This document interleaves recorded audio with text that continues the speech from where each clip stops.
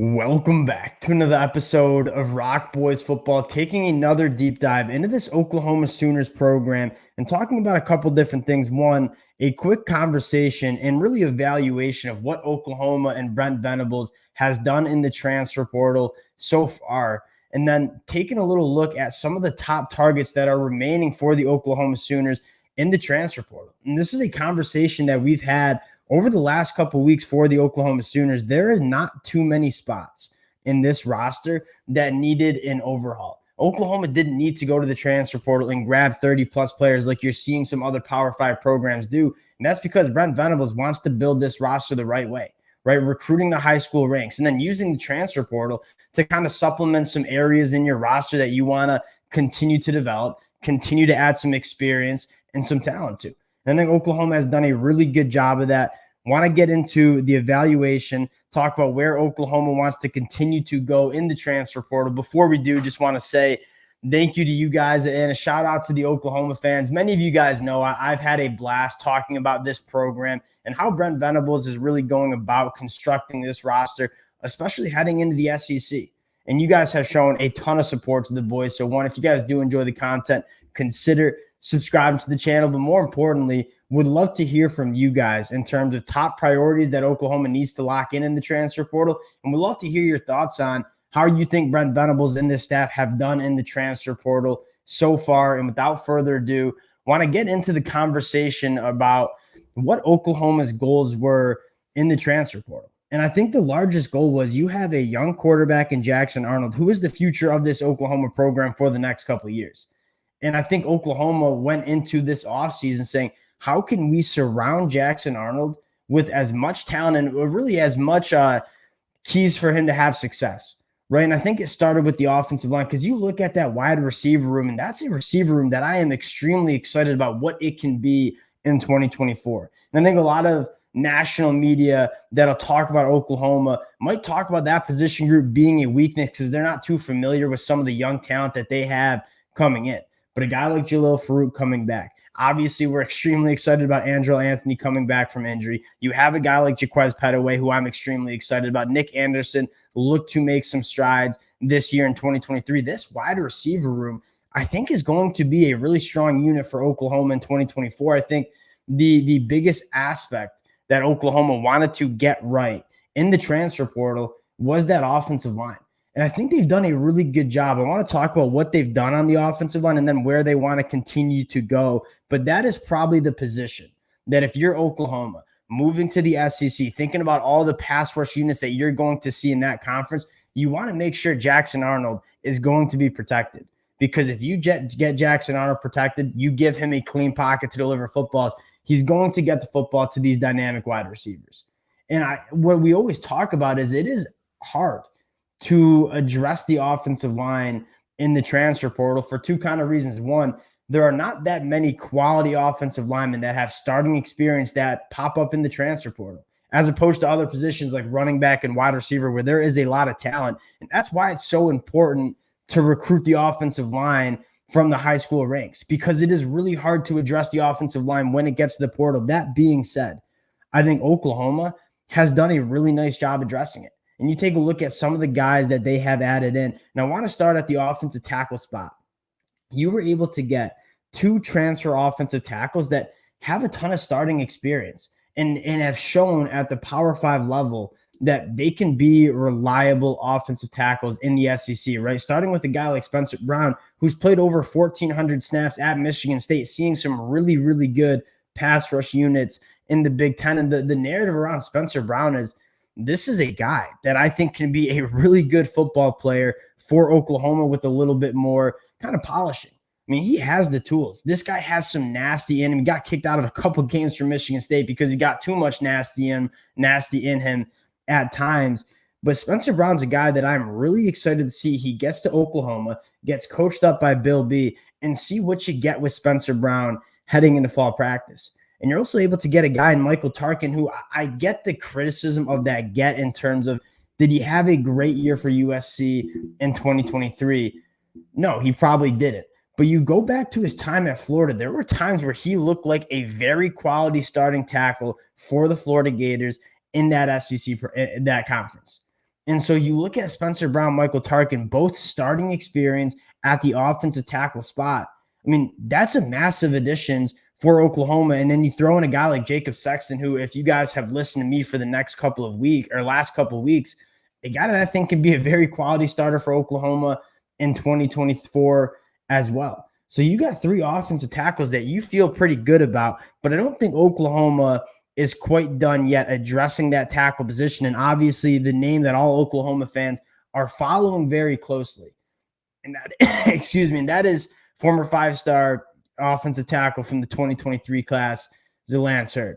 And for the Oklahoma fans that have heard me talk about Lance Heard, I think too much conversation about Lance Heard is that he's transferring because he wants an NIL deal. And yes, obviously NIL is going to play a role for one of the premier tackles in the transfer portal.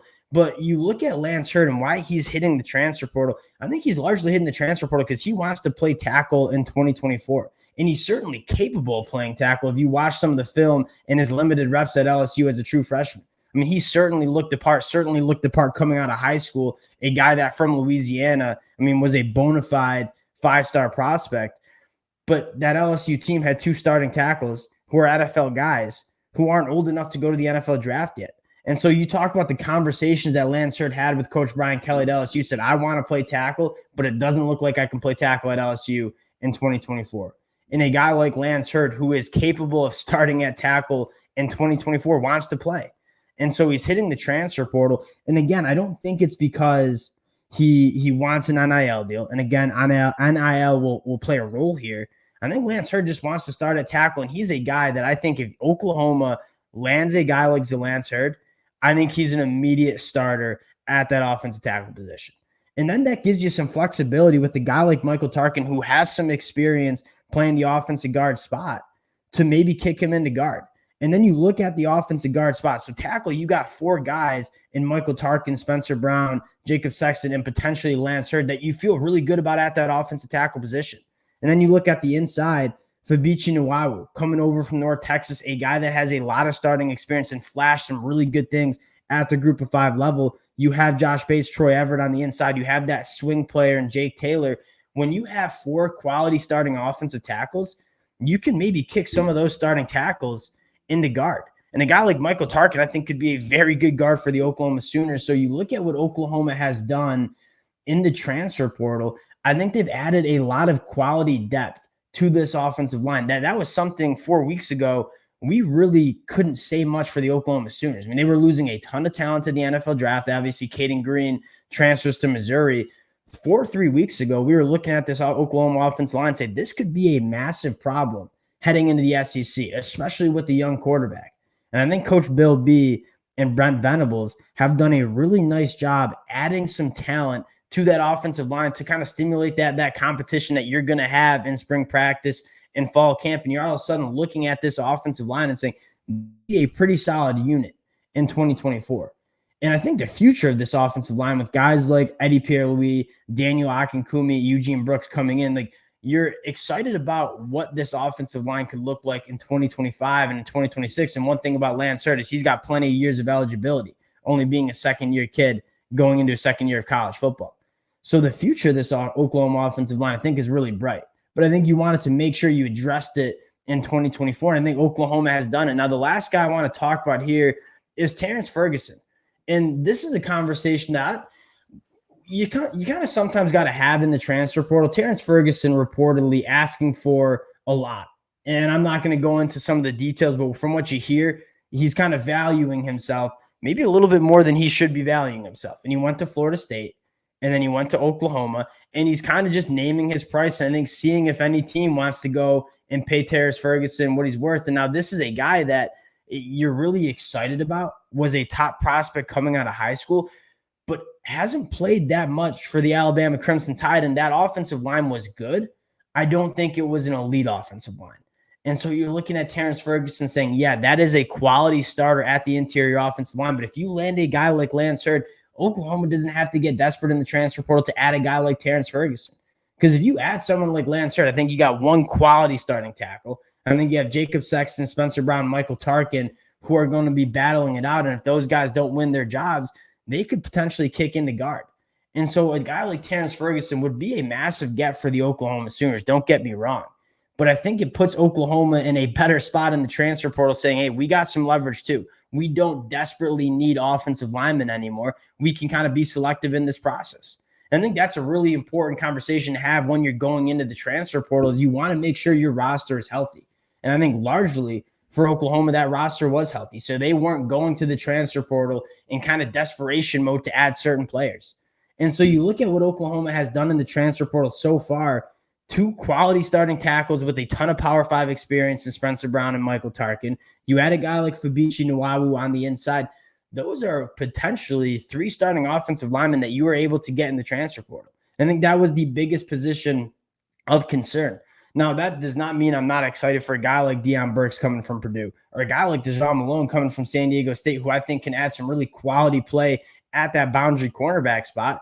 But I think Oklahoma did a really nice job looking at this roster and saying, where do we need to pour our resources into the transfer portal? And I think it was the offensive line. And I think they checked those boxes. And so you look at Oklahoma and kind of evaluate what they've done in the transfer portal. I think largely you're feeling pretty good about it. Now, were there the splash gets? Lance Heard would certainly be that. But were there the splash gets that teams like Ole Miss made? No. But I don't think that Oklahoma needs to make those splash gets because they have a ton of young talent in this program that is going to be very good for Oklahoma. So Lance Heard, Terrence Ferguson, probably the last 2 prospects that I'm really keeping an eye on for Oklahoma. That's not to write off the chance that Brent Venables in Oklahoma look at some other positions. But I think they've done a really good job in the transfer portal. Really excited to get into spring practice, hear how these position battles go. But on the offensive line, they've added quality depth. They've had quality experience. I think Oklahoma has done a really nice job addressing this roster in the transfer portal. Appreciate the Oklahoma fans rocking with the boys again. As the commitments continue to roll in, we'll continue to update you guys. Appreciate you guys rocking with the boys. If you guys do enjoy the content, consider subscribing to the channel, and we'll talk to y'all later.